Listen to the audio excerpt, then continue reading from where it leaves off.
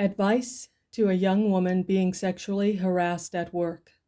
To Miss Margaret Riley, shop girl, concerning her oppressors.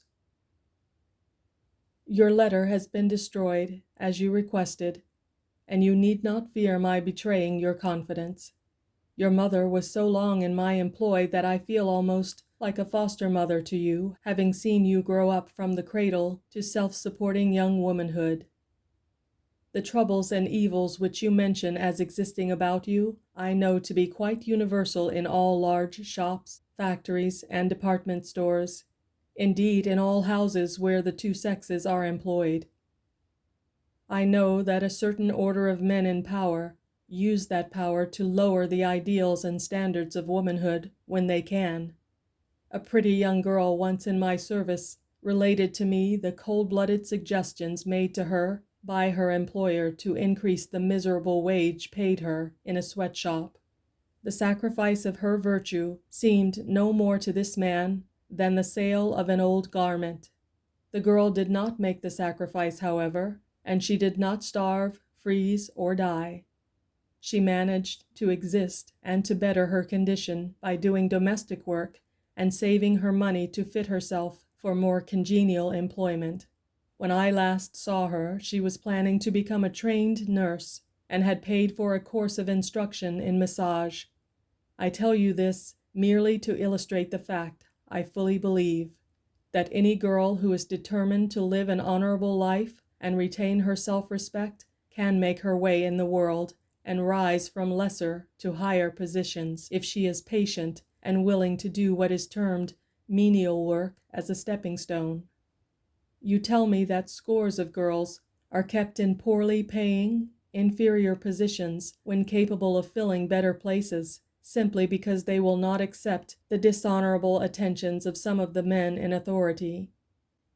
You beg me to arouse the good women of America to crusade against what you say is a growing evil and to boycott such shops and stores. But you ask me to do what is an impracticable thing. You would not like to be called as a witness were this matter brought before the courts. Were all the good women of America to begin such a crusade, where would they obtain the proofs of their accusations? And even if the witnesses were ready, there is not a newspaper in the land that would dare champion the reform, and no great reform can be made without the aid of the press. The daily papers, as you say, give columns to protests against lesser evils, but you must know that these newspapers are largely supported by the profitable advertisements of manufactories and dry goods houses.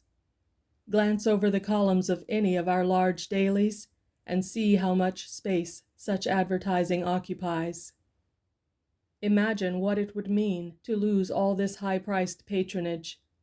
Therefore, even if the most moral of editors knew that these establishments were undermining our social conditions and invading our homes, I doubt if he would be induced to make a protest. It is a curious thing to see how many are the kinds of victims caught and held in the clutches of the money devilfish in our wonderful land of freedom.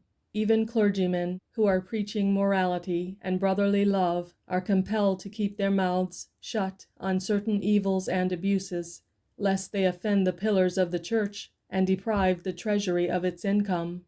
In a certain New England town, famous for its educational institution, a clergyman denounced a corporation which had swindled the poor and deceived scores of citizens.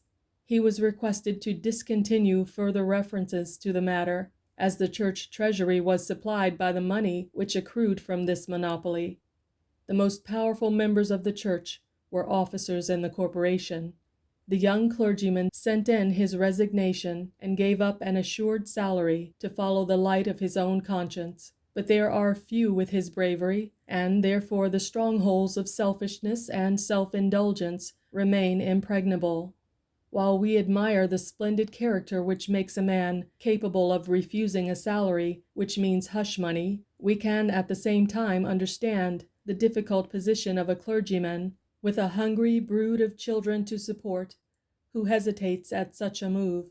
We can understand how he argues with himself that by taking the money of the monopolists, he is able to do more good for humanity than by refusing it and losing both influence and income. It is a false argument, yet the worn and weary mind of the average Orthodox minister will accept it as the advisable course to pursue. So you will see how difficult is the task you suggest my undertaking. You tell me that it is useless for you to leave one shop and go to another, as all are more or less conducted on the same lines, and that it is a mere chance if a girl finds herself in a position where she can advance on her merits. Even then, a sudden change in heads of departments some day may destroy all her hopes.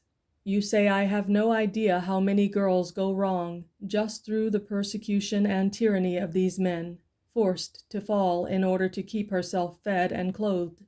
I repeat what I said already in this connection, that I am certain any girl determined to keep herself above reproach and ambitious to rise in the world can do so. She may have to endure many privations and sorrows for a time, and that may seem long and weary, but a change will come for the better as surely as spring follows winter, if she does not waver. If you will look carefully into the facts of some of the cases which fall under your observation, I am confident you will see that it is vanity and indolence, not hunger and oppression, which cause the majority of the girls you mention to go astray. They desire to make as good an appearance and to be given the same privileges of leisure as the favorite who has been promoted through unworthy methods. You tell me you would rather jump from the Brooklyn Bridge and end the struggle at once than lose your self-respect, but that you are weary of seeing the girls with less conscience and less capabilities push ahead of you and your worthy associates. Yet I am certain from the tone of your letter that you will never forget your self-respect, and I have faith that you can make your way in the world in spite of all the designing, masculine oppressors in existence. So will any woman who sets her mark high and believes in the invincible power of her own spirit to conquer all the demons of earth. Do not imagine your position is one of unusual trial and temptation.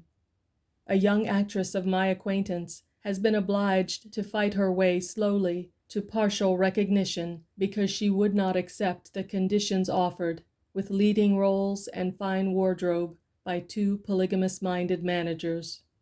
She is making her way, however, and the very battle she is fighting with life has strengthened her powers as an artist.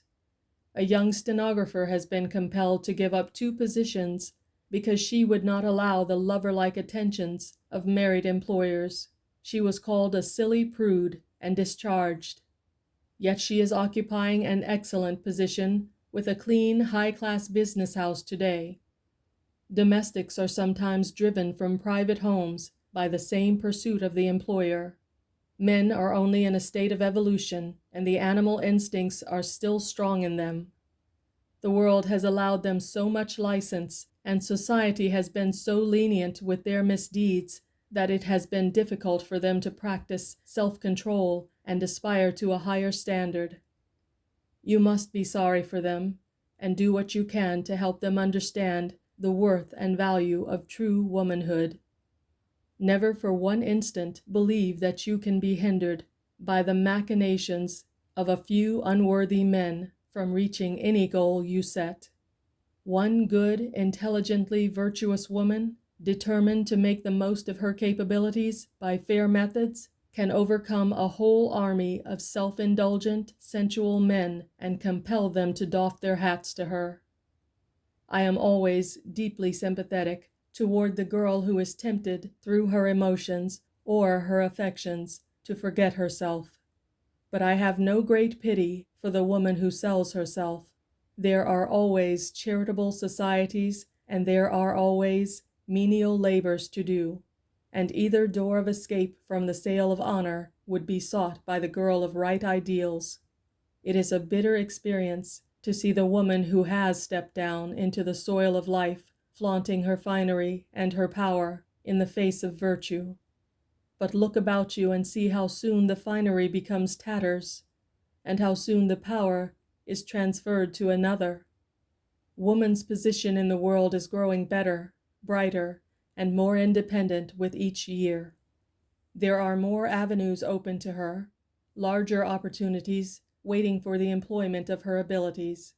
She has tried a thorny path for centuries, but she has small reason to despair of her outlook today. Each woman must fight her battle alone and walk by the light from within.